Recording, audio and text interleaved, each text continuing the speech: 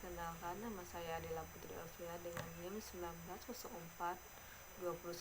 Baiklah, saya akan mencoba menjelaskan tentang tugas yang ke-11 tentang pengembangan organisasi. Yang pertama yaitu tentang pelatihan KPKan. Pelatihan KPKan ini merupakan metode awal dari perubahan perilaku melalui interaksi kelompok yang tak terstruktur, di mana setiap anggota kelompok dalam kelompok diajak berkumpul bersama dalam suasana yang bebas dan terbuka, di mana setiap partisipan mendiskusikan diri mereka sendiri dan proses interaksi mereka.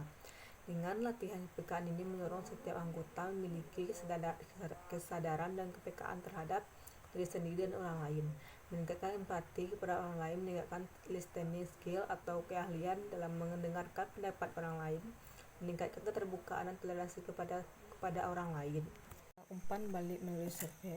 Alat yang digunakan untuk menilai perilaku dari anggota sebuah organisasi dan mengidentifikasi jarak perbedaan di antara posisi diri masing-masing anggota adalah dengan menggunakan survei feedback, di mana setiap anggota dapat berpartisipasi di dalamnya. Hasil survei ini kemudian ditabulasikan dan dianalisa. Pendekatan ini kemudian dapat memberikan informasi yang bermanfaat mengenai perilaku karyawan untuk mengambil keputusan.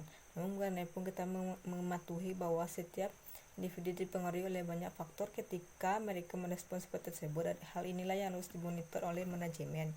Yang ketiga yaitu tentang konsultasi proses.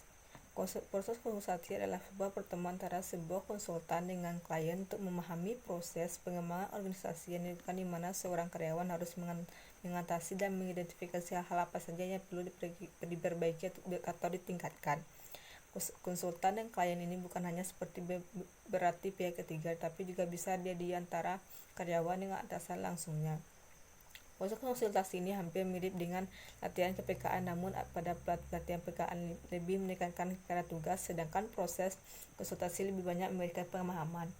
Dengan lebih paham, maka diharapkan tingkat penolakan akan lebih berkurang. Yang keempat yaitu tentang pembinaan tim. Setiap organisasi pada dasarnya sangat mengandalkan pada sekumpulan orang untuk dapat menyelesaikan tugas secara kelompok. Proses pembangunan tim menggunakan interaksi yang sangat tinggi dalam aktivitas sebuah kelompok untuk meningkatkan kepercayaan dan keterbukaan di antara sama anggota tim, meningkatkan kemampuan untuk berkoordinasi dan meningkatkan performa tim. Jadi proses membangun tim ini dilakukan dengan meningkatkan interaksi di antara sesama anggotanya. Tentang pengembangan antar kelompok. Salah satu area yang mendapatkan penekanan yang penting dalam pengembangan organisasi adalah mencegah terjadi konflik yang disfungsional, konflik yang tidak produktif yang terjadi di antara kelompok. Pengembangan antar kelompok atau intergroup development bertujuan untuk merubah perilaku stereotip dan persepsi tentang kelompok lain. Contoh misalkan unit bisnis manajemen, unit finansial sebagai sekumpulan orang-orang yang kaku, tidak memahami dinamika bisnis. Tujuan utama adalah untuk meningkatkan hubungan antara satu kelompok dengan kelompok lainnya. Appreciative inquiry. Appreciative inquiry bertujuan untuk mengidentifikasi kualitas yang unik dan kekuatan yang istimewa yang dimiliki oleh sebuah organisasi, yang kemudian dapat menjadi dasar untuk peningkatan performa atau kinerja. Metode ini sedikit berbeda dengan metode pengembangan organisasi yang lain, karena appreciative inquiry tidaklah menekankan pada permasalahan-permasalahan yang terjadi, tapi menekankan pada kesuksesan sebuah organisasi. Appreciative inquiry terdiri dari empat tahap. Yang pertama yaitu tahap discovery, yakni mengidentifikasi apa yang karyawan pikir tentang kekuatan yang dimiliki oleh organisasi. Yang kedua tahap desain, di mana karyawan memprediksi masa depan yang memungkinkan bagi organisasi berdasarkan informasi yang diterima pada tahap discovery.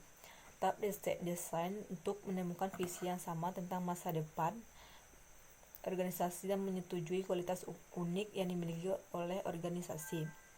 Yang keempat, tahap destiny, yakni menentukan cara-cara untuk mencapai tujuan yang telah ditetapkan pada tahap dream. Ernest Dell menguraikan perorganisasian sebagai suatu proses multi langkah. Yang pertama, perincian pekerjaan, merinci seluruh pekerjaan yang harus dilaksanakan untuk mencapai tujuan organisasi. Kedua, pembagian pekerjaan. Yang ketiga, pemisahan pekerjaan. Yang keempat, koordinasi pekerjaan. Yang kelima, monitoring. Baiklah, itu yang dapat saya sampaikan. Saya akhiri dengan Assalamualaikum warahmatullahi wabarakatuh.